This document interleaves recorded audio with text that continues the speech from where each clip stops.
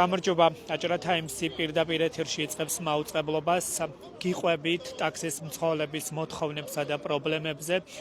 როგორც კადრში ხედავთ, ჩვენ ვიმყოფებით ახალი ბულვარის ტერიტორიაზე, სადაც დილიდან იკრიბებიან ამ ადგილზე სხვადასხვა ტაქსის კომპანიის მძღოლები, რომლებიც უკვე მერამდენე კვირაა, რაც დამსაქმებელს სთხოვენ შრომითი პირობების გაუმჯობესებას. კერძოდ, აქვთ მათ ორი მთავარი მოთხოვნა, ეს არის ტარიფების გადახედვა, ასევე ის საკომისიო, რაც არის მათთვის დაწესებული, საკომისიოს შემცირება. დაახლოებით 12 საათისთვის უკვე აქცია ოფიციალურად დაიწყება, მანამდე აქ დილიდან მოდიან სხვადასხვა კომპანიის მძღოლები, რომლებიც ერთმანეთს უცხადებენ სოლიდარობას და ამბობენ იმას, რომ მათი პროტესტი გაგრძელდება მანამ, ვიდრე მათი მოთხოვნები არ იქნება დაკმაყოფილებული. უფრო მეც აქ შეკრებილი ტაქსის მძღოლებისგან გავიგებთ და უკვე უნდა დავიწყოთ ამ ადამიანების მოსმენა. მოგესალმებით, პირდაპირ ეთერში ვართ. გითხარით, იწყება უკვე ტაქსის მძღოლების ეს საპროტესტო აქცია, უკვე მეოთხე შეხვედრა არის, როგორც ვიცით. ძირითადი მოთხოვნები რომ გააცნოთ მაყურებელს და კომპანიას რას სთხოვთ? მოგესალმებით, მე ვარ ზურა ვასაძე, ჩვეულებრივი მძღოლი Yandex-ის და რა თქმა უნდა, ის ბიჭები აქ მარტო Yandex-ი, რა თქმა უნდა, პირიქით Bolt-ის ბიჭები უფრო მეტია და რა თქმა უნდა, მაგათთან ერთად Maxim-ის და Yandex-იც აქ ვართ, ყველა შეკრებილები. რაც შეეხება ჩვენი მოსვლის და დღევანდელი შეკრების მიზეზი, პირველი რიგში ყველა მშრომელს მინდა მიულოცო დღევანდელი დღე. დღეს არის 1 მაისი, მშრომელთა დაცვის დღე. და რა თქმა უნდა, ეს სიმბოლური დღეც შევარჩიეთ, იმიტომ რომ აი ეს სამუშაო პირობები, რა პირობებშიც გვამყოფებს კომპანიები და გვამუშავებს, რომ გავაპროტესტოთ. და გეგმას რაც შეეხება, რომელიც იქნება 12 საათზე გაშგერებული და ის ყველაფერი, რაც ამ აქციებმა გამოიწვია და რა შედეგებზეც მივედით, ეს იქნება გაშგერებული 12 საათზე.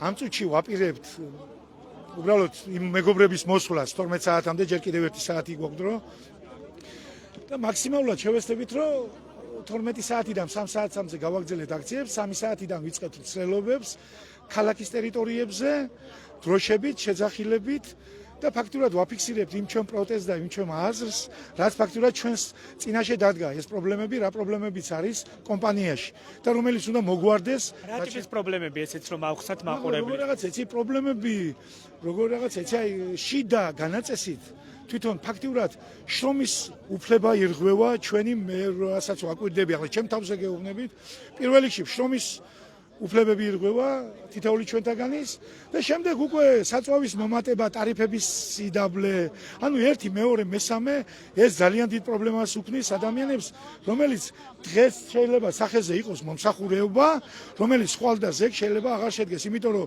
იმდენად ცუდი სიტუაცია, საწვავის ფული კი არა, ფაქტურად არაფერი არ შეება ბიჭებს სახში, რომ ოჯახებში წაიღონ. ამიტომ რაღაცა უნდა იყოს დაბალანსებულად, რომ ჩვენი მომსახურება დაფასდეს, ასე ვთქვათ, რომ 1-2 კაპიკი რაღაცა ელემენტარული თანხა ადამიანმა ფაქტიურად ვერ აგვარებენ მანქანის პრობლემებს. თავი დავანებოთ იმას, რომ ჯანმრთელობა ერყევა ხალხს. ამიტომ ეს ყველაფერი არის დაგეგმილი გვაქვს, როგორ რა ვქნათ, რა გეგმები გვაქვს. ანუ ეს ყველაფერი გაცხადება 12 საათზე.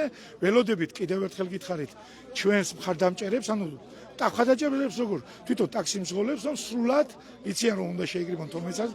აქ უფრო ძირითადად ვართ აქტივი, ასე ვთქვათ და ველოდებით 12 საათს. კომპანიის პოზიცია როგორი არის, თუ გაქვთ ინფორმაცია, იმიტომ რომ საჯაროდ ჯერჯერობით რაიმე ტიპის გამოხმაურება არ გვინახავს. თქვენ პირადი კომუნიკაცია თუ გქონდათ, აპირებს თუ არა მოლაპარაკების მაგიდასთან დაასხდეს კომპანიის წარმომადგენლები? გეტყვით როგორი თემა, ჩვენ კოორდინაციაში ვართ, არა მარტო ბათუმი, თბილისი, ქუთაისი, ზუგდიდი, ანუ ეგ არ არის მარტო ერთი ბათუმის პრობლემა. ანუ კოორდინირებულად ვაკეთებთ ამას ყველაფერს და რაც შეეხება კომპანიებს, Bolt-ის კომპანიასთან ცოტა რთულია დაკავშირება, იმიტომ უცხოეთში აქვთ მაგათ ოფისი სათაო, მაგრამ Yandex-ზე გავედით. მოსკოვშია მაგის სათაო ოფისი და სხვათა შორის ერთ-ერთი მეწილე გახლავთ ქართველი. არ მინდა ახლა წინასწარ დავასახელო რამე არ შემეშალოს, მაგრამ ერთ-ერთი მეწილი ამ კომპანიის, რასაც Yandex-ი ქვია, გახლავთ ქართველი. ანუ და გავდივართ მაგათთან კომუნიკაციაში შევდივართ და ანუ სამუშაო ჯგუფები დგება. ანუ ახლა მარტო ბათუმის კი არა, ეს მთელი საქართველოს დგება სამუშაო ჯგუფი, რომელიც ანუ კომიტეტი გვაქვს შექმნილი, რომელიც დაჯდება მაგ ხალხთან და დაიწყება ამ ყველაფრის საუბარი. პარალელურად იმასთან აქციებთან დაკავშირებით. ანუ ეს აქცია ერთჯერადი არ არის, რაც ეს ხდება. ეს პერიოდულად იქნება და ჩვენ ამას დღეს უბრალოდ აპლიკაციებს ვთიშავთ, თორე რაც შეეხება შემდეგში, ჩვენ ისევ იმიტომ 1 და 2 დღის საქმე ეს არ არის. ვერ მოგვარდება ერთ-ორ დღეში, ამიტომ ეს ცოტა გაწელვადი თემაა, ამიტომ დაველოდოთ, თუ ვიქნებით ერთიანები, შედეგზე გავვალთ. მადლობა თქვენ ისმენდით ერთ-ერთი მძღოლის მოსაზრებას, რომელმაც ძირითადი მოთხოვნები გაახმოვანა პირდაპირ ეთერში. მოგესალმებით, გითხარით აბა თქვენი მოთხოვნის შესახებ, რამდენად ღირსეული პირობები გაქვთ შრომის და რა მოთხოვნები გაქვთ კომპანიის მიმართ, სადაც ხართ თქვენ დასაქმებული? გამარჯობა. ღირსეული მოთხოვნები, ღირსეული პირობები არ გვაქვს სამწუხაროდ. ჩვენი პირველი მოთხოვნა ის არის, რომ აქციაზე რომ გამოვედით, დაიბლოკა ის ადამიანები, ვინც ჩვენ მეგობრებს მოუწოდებდნენ, რომ გამოსულიყენ აქციაზე. ჩვენი პირველი მოთხოვნა ეგ არის, რომ ის დაბლოკილი ადამიანები ის აღდგენა მოხდეს, რომ შეძლონ მუშაობა და 1-2 კაპიკის შეტანა ოჯახებში. შემდეგ მოთხოვნა არის ის, რომ მინიმალური ტარიფის საფასური გაიზარდოს და საკომისიომ დაიწიოს. ხო და ამ პირობებში არ გიღირთ მუშაობა, იმიტომ რომ საწვავი ხო გაძვირდა, ეს არის რეალურად გაძვირდა. სამნახევრიდან 4 ლარამდე მერყეობს საწვავის ფასი. და შეკვეთები, რომლებიც შემოდის, არის 2.5 ესე და იქიდან კიდე 25% თუ 24 რაღაც ნახევარი მიაქვს ბოლტს. Yandex-იც ეგრეა რა. რავი, არის ადამიანები, ვინც კურირებენ ამ ჩვენს აქციას, ესე რომ ვთქვათ, მიწერეს და ბოლტიდან გამოხმაურება არ იყო.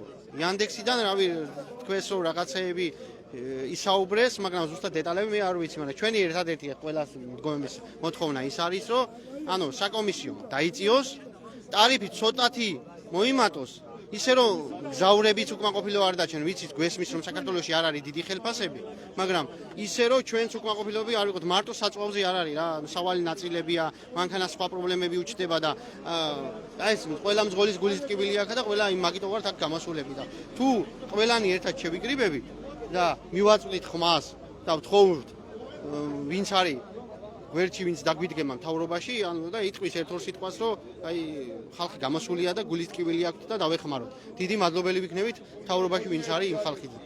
ასე გებია, მადლობა თქვენი მოსაზრებისთვის. აი ასეთი არის მოთხოვნები და მთავარი გზავნილები, რასაც თქვენ ისმენთ პირდაპირ ეთერში. ჩვენ ვიმყოფებით ახალი ბულვარის ტერიტორიაზე, სადაც დილიდან იკრიბებიან მძღოლები და დაახლოებით 12 საათისთვის უკვე ოფიციალურად გამოცხადდება თუ რას აპირებენ ისინი. მოგესალმებით. პირდაპირ ეთერში ვართ, გითხარით თქვენი მოთხოვნების შესახებ, რას ფიქრობთ და კომპანიების მიმართ რა გზავნილები გაქვთ თქვენ? ჩვენ კომპანიების მიმართ გაგზავნილი გვაქვს წერილობითი მიმართვები, გვაქვს კიდე მთავრობასთან გაგზავნილი წერილობითი მიმართვები, ველოდებით პასუხებს.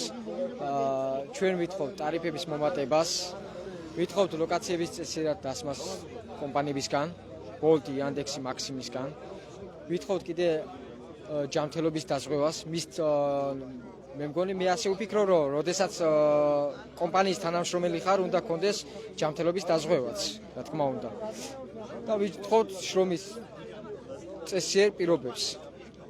იმიტომ რომ რაც შეეხება დღევანდელ საწვავთან დაკავშირებით, საწვავი არის ძალიან გაძვირებული, ვიცით მის შესახებ ახლა, მაგრამ ჩვენი როგორც ასეთი შრომა არ ფასდება. უკვე სატრანსპორტო საშუალებებიც კი გაიზარდა 80 როგორც ასეთი მარშრუტკა და ჩვენ ისევ დავდივართ 2 ლარზე, 3 ლარზე ასე. კომპანიას თუ ქონდა უკავშირი თქვენთან, აი იცით რას აპირებს ისინი, აპირებს თუ არა თქვენი მოთხოვნების გათვალისწინებას. ანუ რაიმე ტიპის კომუნიკაცია თუ ყოფილა მათი მხრიდან? ჩვენ როგორც აღარ გითხარი, გაგზავნილი გვაქვს წერილები, მაგრამ ჯერ როგორც ასეთი არ არის გამოხმაურება, პასუხები არ არის, ველოდებით. მანამდე ჩვენ ისევ გავაგზელებთ აქციას, სანამ კომპანიებისგან არ მივიღებთ პასუხებს, არ მივიღებთ ჩვენ დამაკმაყოფილებელ კითხვებზე პასუხებს მიხდი. უნდა დაკმაყოფილდეს ეს ხალხი, ეს ხალხი ტყუილად არაა შეკრებილი აქანი ახლა. საწვავი რა დღეშია და ჩვენ $ზე კი ამას პლუს კიდე 40 და 30 და ასე შემდეგ საპროცენტოებს გვაჭრიან. ჩვენ არაფერი აღარ გვჭირდება. ახლა აქედან რო ქუთაისში ჩავიდეთ სიტყვაზე აეროპორტში უნდა დაწეროს თქვათ 150 ლარი და 150 ლარიდან მას მიაქვს 30 და 50 ლარი. ამას პლუს საწვავია აქეთ მანქანის გამართულობაზეც არის დაკავშირებული ნაწილებზე. გასაგებია, მადლობა თქვენი მოსაზრებისთვის. მოგესალმებით, პირდაპირ ეთერში ვართ. გითხარით, თქვენი სათქმელი რა არის? რას პირობას უყენებთ კომპანიას? რა გზავნილები გაქვთ თქვენ და მოთხოვნები ასე ვთქვათ? მე სიმართლე გითხრათ, ეხლა მოვედი, არც ვიცოდი თუ ეს ხდებოდა. პირობა ისაა, ამ ხალხს პურის შოვნა უნდა, მეც არაფერს არ ითხოვს. დააკლონ ცოტა პროცენტი, ფასები ნორმალურად დააყენონ, ისე რომ ხალხმა ოჯახში პური მიიტანოს. მეტი ეს ხალხი არაფერს არ ითხოვს. და იმედია მთავრობა ყველა მიაქცევს ამ ყველაფერს ყურადღებას და არ გადაიზრდება სხვა რამე უფრო სერიოზულ ან აქციებში ან რამეში. ერთი აქცია გაიმართა დღეს რიგით მეოთხე აქცია არის და შემდგომ როგორც ჩანს კიდევ გაგრძელდება. თქვენ რა მოლოდინი გააქვთ და როგორ ფიქრობთ მთავრობის ჩართულობა რა ნაწილში უნდა იყოს და რა უნდა გააკეთოს ამ შემთხვევაში საქართველოს მთავრობა? უნდა დარეგულირდეს ყველაფერი. საქართველოში მთავარი არის საქართველოს მოქალაქე და არა ვინმე ბიზნესმენი ერთეული ან ვინმე რომელიმე კომპანია და ასე შემდეგ. კატეგორიით ის კომპანიების და ბიზნესმენები საქართველოს მოქალაქეები არიან და ყველას ეხება ეს, ხო? ანუ ნომერ პირველი პრობლემა და მოსაგვარებელი პრობლემა და მისახედი ხალხი არის საქართველოს მოქალაქე. ხო და მიხედონ ამ ხალხს. აქ არავის არ ეხალისება გამოსვლა, მაგრამ დღეში 100 ლარს რო ვერ გააკეთებ კაცი, როცა 200 გჭირდება ოჯახში. აქაც გამოხვალ და უფრო დიდ აქციასაც მოაწყობ, იმიტომ რომ ოჯახზე გაქვს მისახედი და სხვა გზა არ გრჩება. ეს არის მეტი არაფერი არ არის. აქ ბევრია ძალიან, რომელიც ოჯახში ერთი მუშაობს. 3000 ლარი არც ერთ ოჯახს არ ყოფნის დღეს. ქალაქში მით უმეტეს. რა გააკეთოს ამ ხალხმა? ეს ახლა ცეცხლზე ნავთის დასხმა ისედაც ხალხი ვერ მუშაობს და სამუშაო დღეს ვაცდენ აქ გამოსული. ცალკე პრობლემა გვემატება. ამიტომ მე ახლა წინასწარ არავიზე არაფერს ისეც არ ვიტყვი, იმედს მაინც ვიქონიებ, რომ ამ ეტაპზე ამ საქმეში მაინც მთავრობა მიიღებს რაღაც ზომებს, გადაწყვეტილებებს და დაარეგულირებს ისე, რომ ეს ხალხი დამშვიდეს და მშვიდად იმუშაოს. თუმცა მძღოლთა დიდი ნაწილი ამბობს, რომ პოლიტიკა მათ არ ეხებათ, ამაზე არაპირებენ საუბარს, უბრალოდ მიმართვა მხოლოდ აქვთ კერძო კომპანიებზე. ეს ჩვეულებრივი ხალხია. არც მოეთხოვებათ და ყველა ვერც იქნება ამ პოლიტიკაში ჩახედული, ან ყველა მხრივ ჩახედული და ამ ხალხს გონიათ რომ თუ პოლიტიკაში რამე საქმეს არ აკეთებს, ესე იგი პოლიტიკის წევრი არა. ნებისმიერი ადამიანი ცოცხალი პოლიტიკის წევრია, ჩემო კარგო. უბრალოდ ზოგი არის აქტიური, ზოგი არის პასიური. აქ საუბარი მაგაზეა. საერთოდ დავანებოთ პოლიტიკას თავი. ამ ხალხს რაც უნდა, ის დაუკმაყოფილოთ და დამთავრდა. მეტი ახლა ჩვენ აქ მთავრობის გადადგომას არ ვითხოვთ. ვიღაცის გადაყენებას არ ვითხოვთ, მინისტრის შეცვლას და ასე მოგვარდეს პრობლემა, კეთილი ინებოს იმ კომპანიამ ცოტა ნაკლები აიღოს და ხალხს პატარა საშუალება მიცეს გასაკანე. რომ პრობლემა არ იყოს რა, ხალხს პრობლემა არ ქონდეს. მადლობა თქვენი მოსაზრებისთვის. ასეთი არის ვითარება ახლა ახალი ბულვარის ტერიტორიაზე. თქვენ კადრში ხედავთ მძღოლთა რაოდენობა თანდათან იზრდება, რომლებიც უერთდებიან სხვებს, სოლიდარობას უცხადებენ და როგორც თავად ამბობენ, დაახლოებით 12 საათისთვის უკვე გახდება ცნობილი თუ რას აპირებენ ისინი და რა ტიპის მოთხოვნები იქნება გაჟღერებული. მოგესალმებით, პირდაპირ ეთერში ვართ. გითხარით თქვენი მოთხოვნების შესახებ და კომპანიის გადაწყვეტილებაზე რა შეგიძლიათ გითხრათ? მოგესალმებით სულხან. რა არის იცით, ძალიან დიდი მოთხოვნები და ბევრი მოთხოვნებია. ნუ ახლა ჩამოთვლასაც რომ მივყვეთ, რიგითობა შეიძლება არ გვიყოს ძალიან დიდი დრო დაგჭირდეს, რომ ჩავშალოთ ყველა თემა. პირველ რიგში პრობლემები გვაქვს ძღოლებს ჯარიმების, რომელიც რომ არა პროპორციულად გვეწერება გზავრის აყვანის დროზეც, კამერაც გვიწერს, მოძრავიც გვიწერს და პირველი ეს არის. მეორე, არ არსებობს ტაქსის გასაჩერებლები ქალაქში. სადმე თუ გინახიათ, კი ბატონო და გეთანხმებით რომ არის, მაგრამ არ არის. ამიტომ ესეც მოსაგვარებელი და მოსაწესრიგებელია რომ ეგრეთ წოდებულმა ხელისუფლებამ მოგვაქციოს ყურადღება და ავტობუსის გაჩერებებთან ტურისტულ ზონებში გააკეთოს ტაქსის გასაჩერებელი ადგილები, საპარკინგო ადგილები. ეს რამდენად შესაძლებელია ზოგადად ამ ქალაქში და ქვეყანაში საპარკინგო ადგილების პრობლემა არის. ნუ ხალხის გაღარიბება და გაღატაკება თუ შეუძლიათ, მაგის გაკეთებაც შეუძლიათ. საკმარის რესურსებს ღებულობენ ჩვენიდან, რომ ეგ გააკეთო. დაგვაჯარიმეს ხო აი ამ თვეში მე მაქვს გადასახდელი 500 ლარი. ხო გადავიხადე, ეს ხო ბიუჯეტში ხო შევიდა. და ჩემნაირად არის უამრავი მძღოლი, რომელიც 500 კი არა 1500-საც იხდის 1000. აი ამ თანხებიდან შეუძლიათ რომ ეგ საპარკინგო ადგილები ტაქსის მძღოლებისთვის გამოყო. სულ თავისუფლად. და რა უბრალოდ მათი პოლიტიკური ნება დავარქვათ მაგას. პოლიტიკური ნება არის რომ ეგ გააკეთო, მაგრამ სამწუხაროდ მე მაგის იმედი არ მაქვს ყოველ შემთხვევაში, მაგრამ რახან ერთობლივად ვითხოვთ, ნუ ალბათ ვიღაცა მოისმის. კიდე არის ტარიფები და ტარიფები მე ვფიქრობ და ჩემი აზრი მე და ბიჭებთანაც გავაჟღერე რომ ეს არ არის დამოკიდებული ბოლტის ხელმძღვანელობასთან, ეს არ არის დამოკიდებული იანდექსის ხელმძღვანელობასთან. აი ამ ხელმძღვანელებს რასაც დაუწესებს რეგულირების სააგენტო, ტრანსპორტის სააგენტო, აი იმ ტარიფებს დააწესებენ ის ფლობელებს. ნუ ავიღოთ ელემენტარული მაგალითი, დაუშვათ ავტობუსები. ახლა ავტობუსების დირექტორს არ მოუმატებია ხო ფასი და არ აუწევია 30 თეთრიდან 70 თეთრამდე.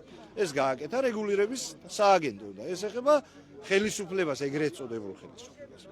ასე მოიხსენიებ. ხელისუფლებამ ჩათვალა რომ არ იყო საკმარისი 30 თეთრი და რეგულირების სააგენტომ ესასწია 70 თეთრად.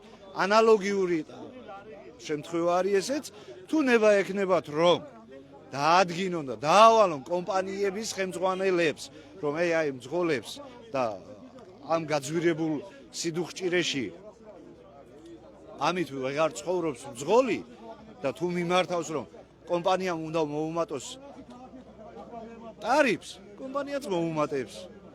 თუ მიმართავს რომ დაწიონ პროცენტი, დაწევს, მაგრამ მე წეგანაც ვქვი, ეხლაც ვამბობ, მაგის იმედი არ მაქვს, იმიტომ რომ სათავეში ეგრეთ წოდებული მფლობელები, ნუ ბევრმა იცის, ბევრმა არ იცის, ხო, რომ ეს ამ ბიზნესს ვინ აკონტროლებს, ამ ბიზნესს ვინ აზის თავში და მე ვიცი რომ ეს არის კობიაშვილი და არ ამგონია რომ 780 მილიონი აქვს გატანილი კომპანიებს, სამივე კომპანიას, მაქსიმსაც, იანდექსსაც, ბოლტსაც და ამ 780 მილიონში ელემენტარულად აპლიკაციით ვიღაცას კობიაშვილი ან ის ბანდა ატანდეს და 10 კაცში არეჟდეს, არ ფარველობდეს, ეგ გამორიცხული.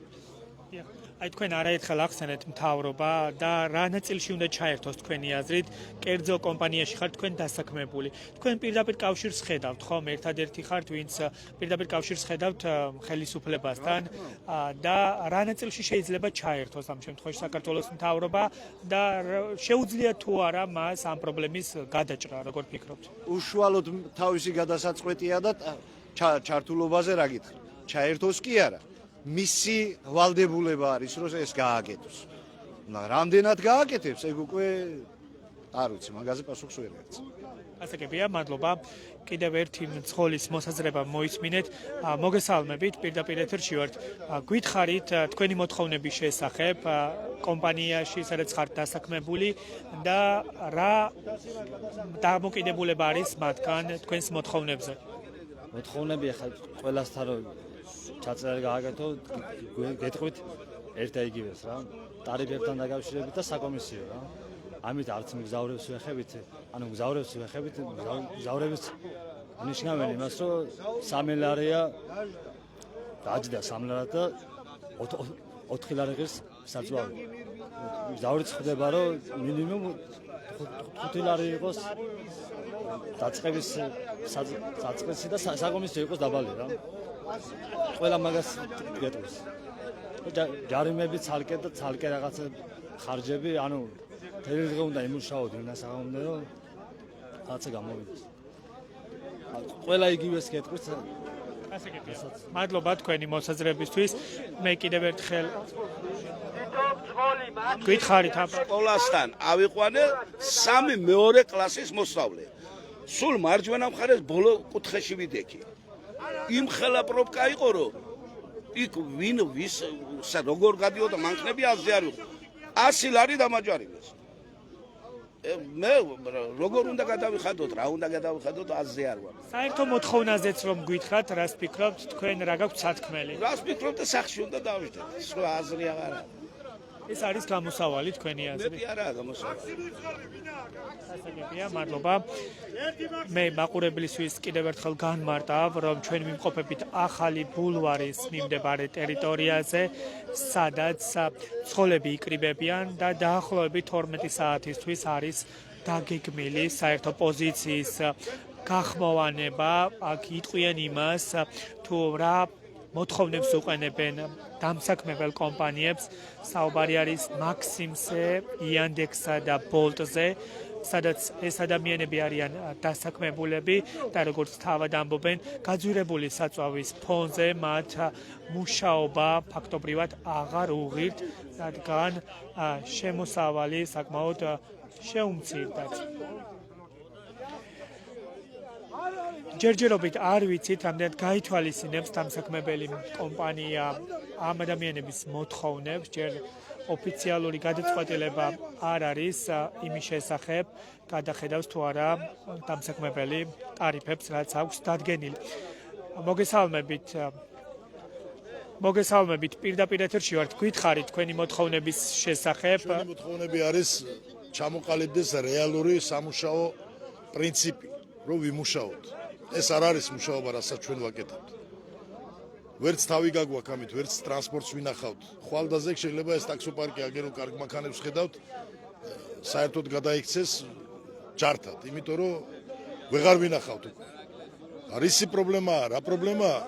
გასარკვევია ყველაფერი. ბენზინი საწვავი ძვირდება. ყველაფერი გაძვირდა, ყველა მოხელე გაძვირდა, საფოხი მასალები გაძვირდა, მარაგნაწილები გაძვირდა და ჩვენ კიდევ 2000 წელში რო ტარიფი იყო, იმ ტარიფით ვმუშაობ. გაუსაძლისია უბრალოდ. და ამ გაუსაძლისობამ გამოგვიყვანა, თორე აქ არავის არ უხარია, ახლა გამოსვლა და რაღაც აქციების მართვა. ყველა შრომელი ხალხი ვარ და შრომა უნდა ყველა. უბრალოდ გაუსაძლისია ეს ყველაფერი. ჩვენი მოთხოვნა არის დარეგულირდეს ტარიფები და დანარჩენი ჩამოყალიბებული გვაქვს ახალი პროფკავშირები, რასაც გვეტყვის და როგორც იქნება, ისე გავაგზავნებთ საქმიანობას. რა მოლოდინები გაქვთ თქვენ, იმიტომ რომ კომპანია ჯერ თქვენს მოთხოვნებს არ გამოხმაურებია ოფიციალურად, არ იცით თქვენ ფაქტობრივად რა პოზიცია ექნებათ მათ? მე რამდენი წელია ვიკრიბებით, მე რამდენი წელია ყოველ წელს და ვერ მივახციეთ იმას, რომ კომპანიის ერთი წარმომადგენელი მაინც, რომელიმე კომპანიის არ არის აქ მარტო ბოლტზე საუბარი, რომელიმე ან იანდექსის, ან მაქსიმის, ან ბოლტის წარმომადგენელი რომ მოვიყვანოთ. ვერ მივახციეთ ამას. იმალებიან, რატო იმალებიან? ჩვენ ხო მათი თანამშრომლები ვართ.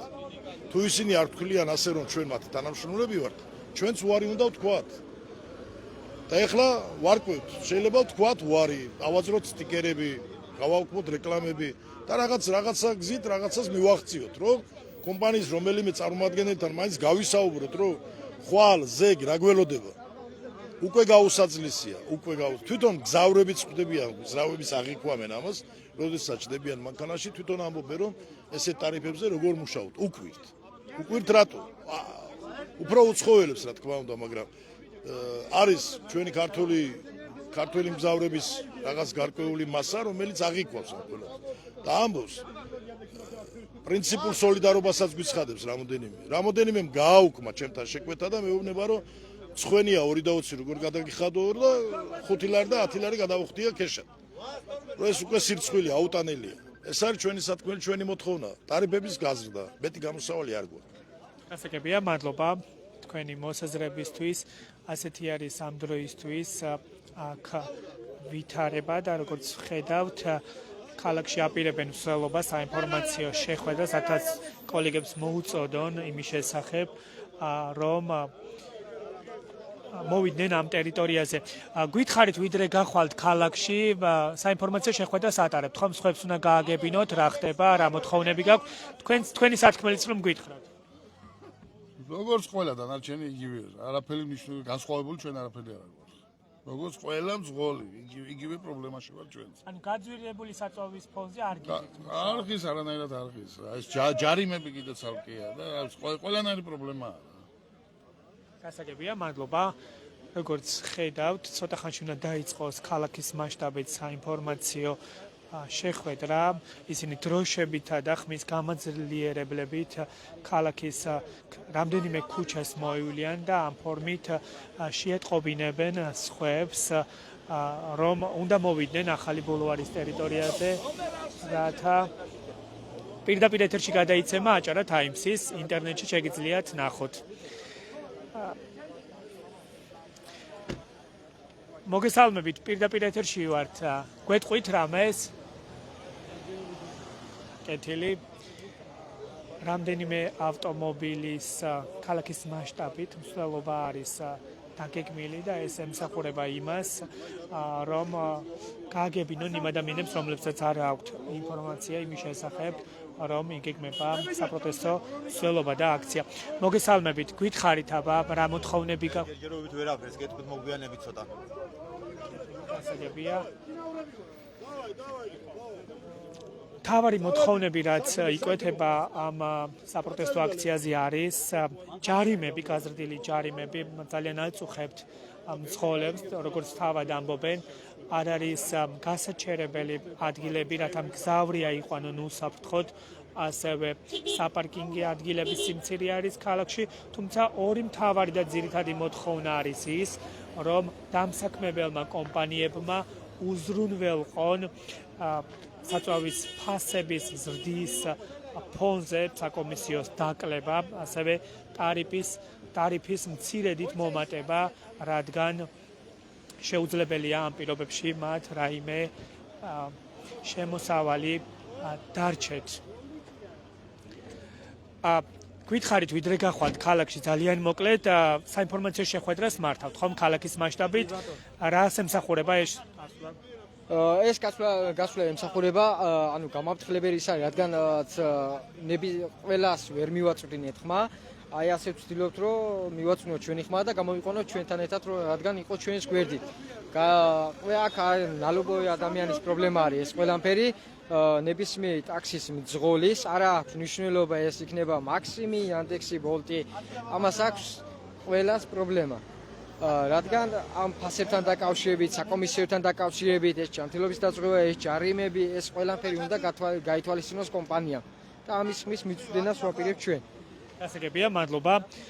აი ასეთი არის მძღოლების სათქმელი, თქვენ ხედავთ ხმის გამაძლიერებლითა და დროშებით, რამდენიმე ავტომობილით მოივლიან ქალაქის სხვადასხვა ქუჩას და ამ ფორმით მიაწვდიან ხმებს სხვებს.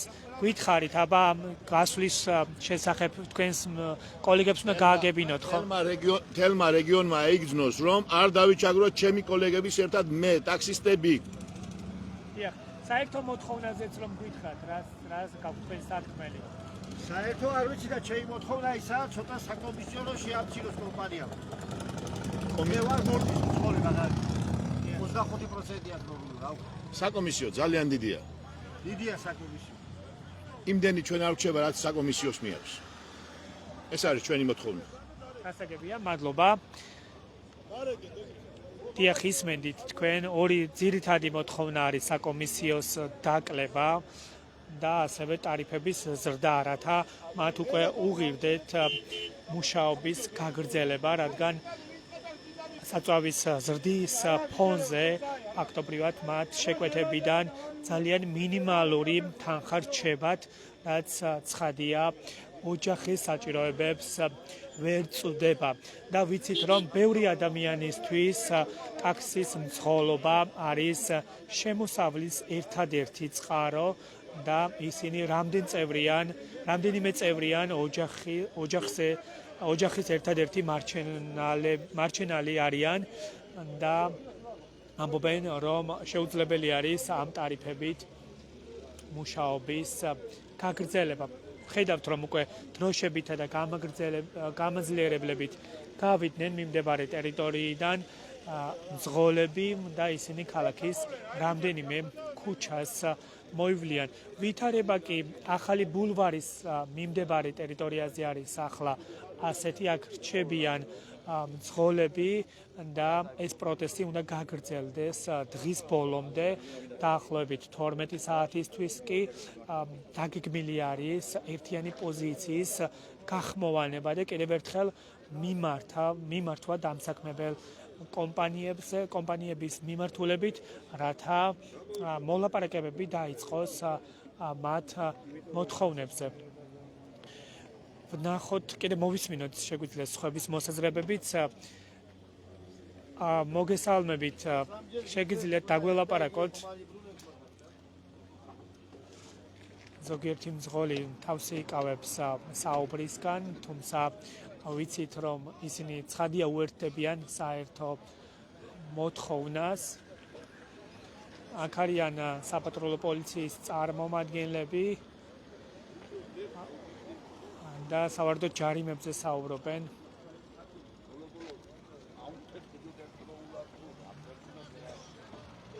ჯარიმებზე საუბრებით. 63 წლის კაცი პურის ფულ და ბადიშების ფულს უნახულობ მეტი კი აფერი. ტაქსისტი და მილიონერი არ ყოფილა. ერთმა მოგვეხმაროს, რა ვიცი მე რა. განსაჩერებელი ადგილები რო არ არსებობს, რის გამოც ჯარიმდებით. განსაჩერებელი არსებობს, არც ამე არსებობს ამ ქვეყანაზე. კორპუსია მიდგმული მაშინაზე სანა გააჩერა. ყველა აი მძღოლები სხვათა შორის ხშირად აღნიშნავენ იმას, რომ გაჩერების გამო აჯარიმებს საპატრულო პოლიცია, ასევე უკონტაქტო პატრული. ხო, ისეთ ადგილებს შეაჩერებენ, სადაც ფაქტობრივად შეუძლებელი არის გაჩერება და ქალაქში ასეთი ბევრი ადგილი არისო ამბობენ. ვერ გავიგე, ასე შეუძლებელი გაჩერება რას ნიშნავს? ანუ განსაჩერებელი ადგილები არ არის გამოყოფილი ტაქსისთვის, რის გამოც ხშირად ისინი ჯარიმდებიან და ეს თანხები მათთვის არის კიდევ დამატებითი ტვირთი. არის ზოგიერთ ადგილზე საგზაო ნიშნები, სადაც ტაქსებს შეუძლია გაჩერება, მაგრამ ის რაოდენობა არ არის რაც არსებული. საკმარისია ასეთი ადგილები თქვენი აზრით? ზოგადად პარკირების პრობლემა არის.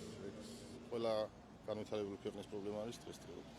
რომელი ქვეყანაში არის პარკირების პრობლემა? შეგიძლიათ გითხრათ ეს ერთი ასეთი ქვეყანა? ყველგან სად არ არის მითხარი?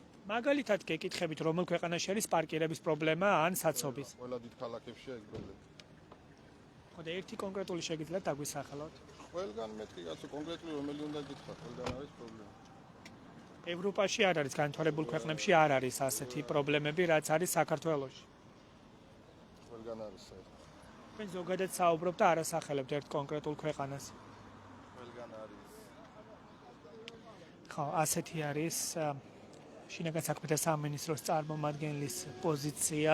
ზოგადად საუბრობს, რომ ყველგან არის პრობლემა, მაგრამ არასახელებს თუნდაც ერთ ქვეყანასა და ერთ ქალაქს, სადაც იმ ტიპის პრობლემები არსებობს, რაც საქართველოში, მათ შორის ბათუმში განსაკუთრებით მწვავე არის პარკირებისა და საცობების პრობლემა. ვიცით, რომ მაღლივი კორპუსები შენდება ამ ქვეყანაში, რომ ფაქტობრივად მინიმალური პარკირების ადგილები არსებობს, რაც ცხადია იწვევს იმ ქაოსს, რაც არის ტურისტულ ქალაქში ნებისმიერ დღეს.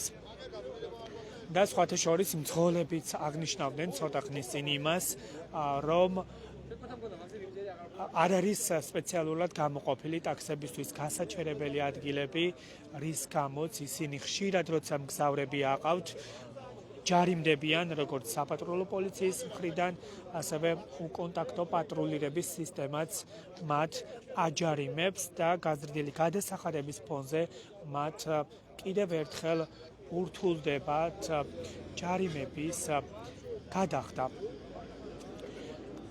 თქვენ ისმენდით აქ შეკრებილი მძღოლების მოსაზრებებს, ცხადია აჭარა ტაიმსი რჩება ადგილზე, მათ მოთხოვნებს აკვირდება, ასევე პარალელურ რეჟიმში, იმ შემთხვევაში თუ გავრცელდება კომპანიების წარმომადგენლების მხრიდან საუბარი